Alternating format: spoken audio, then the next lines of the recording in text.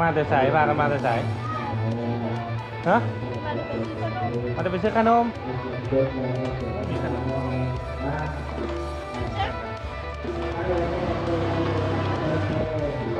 หลายเนี่ย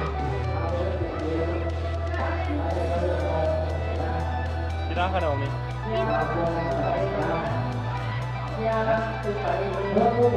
งานดองทุกคนพระเจ้ามีงานดองทุกท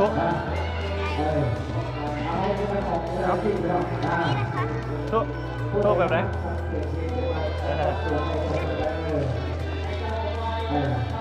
เอาเลยกับน้องกันนะ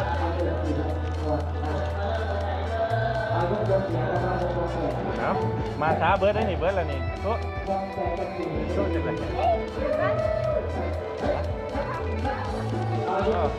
เจ้าไปใส่สาวฝรั่งน้อยนี่ทุกวัน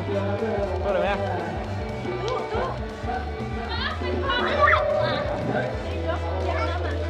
ให้ได้มาใหญ่แล้วที่กูได้ให้ได้ให้ได้ห้าได้มาได้เลยนะได้ห้าแล้วจับอีกรอบเลยขอบใจขอบใจนี่เลยลูกมาเลยขอบใจมาดิเอาสาวเนยไม่ใช้สาวเนยน้อยนี่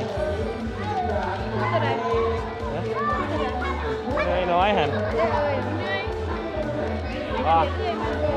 น้องจะไปใช้น้องเจ้าไป